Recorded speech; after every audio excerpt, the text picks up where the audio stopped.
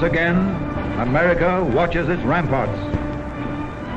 Come what may, the guns are manned, the battle wagons wait, the sky patrols are on the alert, and once again, fighting men stand ready to carry on America's oldest military tradition, to attack the forces that threaten us. It was struck often and struck hard. Each era has seen them fight with new weapons, but always with an unconquerable spirit, which in the end achieved victory. In 1776, we won the right to be a nation with shot, powder, flintlock, and guts. As America grew, the weapons of war became less primitive, more difficult to make and operate. In 1848, swift striking cavalry units gave our army power and mobility. The more effective it became, the more it depended on supplies hauled from shops and factories far behind the front. During the Civil War, we put steel over our engines on land and sea. We took to the air. In 1898, we perfected the use of the repeating machine gun. Then in 1918, war came of age.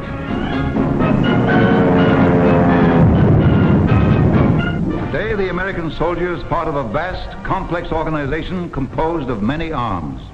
The infantry, the cavalry, field artillery, coast artillery, Air Corps, engineers, signal corps, armored force, and many services. This is your army, Uncle Sam's fist. Swinging that fist with pile-driving force is the arm behind the army, Uncle Sam's muscle. American industry. Responsible for mobilizing its vast resources for the needs of the army are Under-Secretary of War Robert Patterson and Lieutenant General Brian B. Somerville, Chief of the Service of Supply. Behind the desks, behind the drawing boards, behind the benches, on the assembly lines, American industry is making the greatest production effort in history to supply our army with ever-increasing quantities of the weapons of war. Soldier for soldier, our fighting men can match anything the Axis sends against them. And worker for worker, American industry is determined to meet the Axis challenge in the production plants. Management and labor alike stand solidly behind us. They know their stake in this conflict. They know the grim fate of free enterprise and free labor in the path of Axis conquest. Vienna. The world-famous workers' tenements. A symbol of Nazi-inspired dissension between Austrian working men and Austrian industrialists. Soon after, Czechoslovakia, symbol of Nazi-inspired dissension between allies sworn to defend it. The Skoda munitions works, symbol of industry compelled to forge the means of its own enslavement. Soon after, labor permit. The Nazis exercise complete control over who works and who starves. Labor restrictions.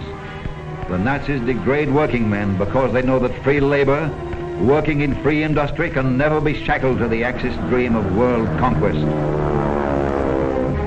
Poland. Labor and industry know that the Nazi occupation of Poland means economic ruin.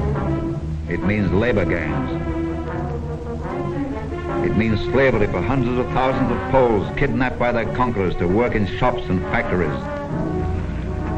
There are 4.5 million foreign workers in Germany today who are forced to produce weapons to fight the nations that seek to liberate them. It means terror.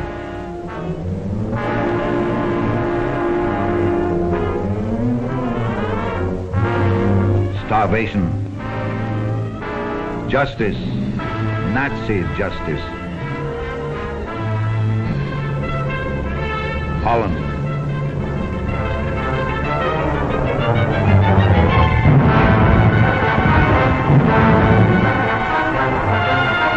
This was once the heart of Rotterdam's business section.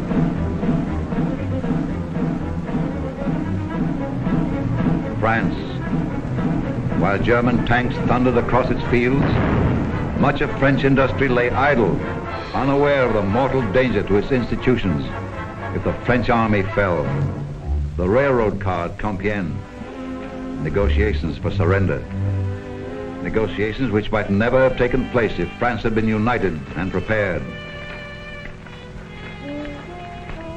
Now French industry works for the Axis.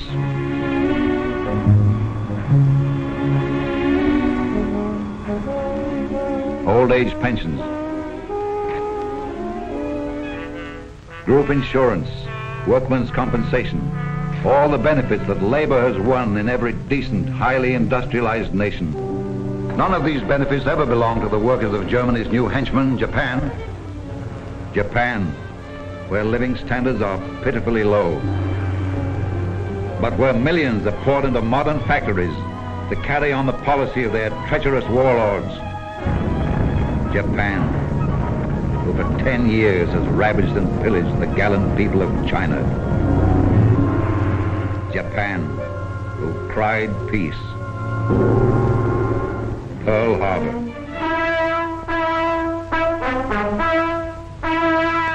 The brunt of the cowardly blow struck at Pearl Harbor was borne by the Army and Navy.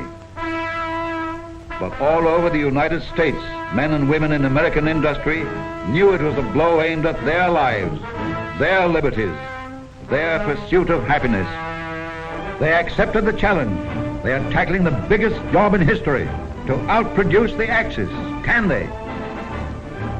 Economists say the natural resources of the United Nations are greater, but the capacity of the Axis to turn what resources they have into weapons of war is tremendous. They have the mighty Krupp munitions works. We have Birmingham. They have Skoda. We have Delaware. They have factories like this in occupied France. England has Vickers. They seized the steel mills of Luxembourg. We have Pittsburgh. They have great factories to turn out Heinkels, Messerschmitts, Dorniers. We turn out flying fortresses, P-38s, P-40s, Aerocobras, Tomahawks, many others. Romanian oil drives their planes and tanks. Oil from the fields of Oklahoma, Texas, and California will drive our planes and tanks. All down the production line, plant for plant, the Axis and the United Nations stand locked in battle. It will be the sweat of workers that tips the beam, the sweat of American workers who will give you men tanks and planes and guns to fight for our free and democratic world. A gun every 26 minutes. A tank every 12 minutes. A plane every 9 minutes. Competing against men who often work at the point of a gun, who must produce or else. Free American industry has pledged itself to deliver those tanks and planes and guns on time, ahead of time.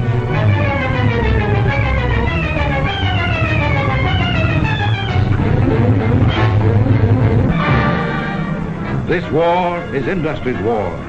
It is labor's war. They realize that defeat means the unconditional and permanent surrender of all they are or hope to be. No sacrifice now will be too great for them, because sacrifice now will ensure final victory, ours and theirs. When we win, they win. A telegram from the Army, a message from the fight to the factory. 7 dive bombers escorted by fighter planes swarmed down an enemy fleet and seriously damaged Jap cruiser. Credit for this operation must be shared by you men and women who made these planes. Signed, Lovett, Assistant Secretary of War for Air. Large Japanese convoy escorted by Jap destroyers hurled back by American-made big guns. Their power and deadly accuracy are a testimonial to the skill and effort of you workers. Congratulations. Signed, Stimson, Secretary of War. Performance of American 28-ton tanks enthusiastically cheered by our allies. Keep up the good work. Signed, Patterson, Under-Secretary of War. Wherever American soldiers fight, the arm behind the army fights with them. We will win our battles on the firing line because they will win their battles on the production line. They're fighting beside us now. Together, we will smash ahead to victory.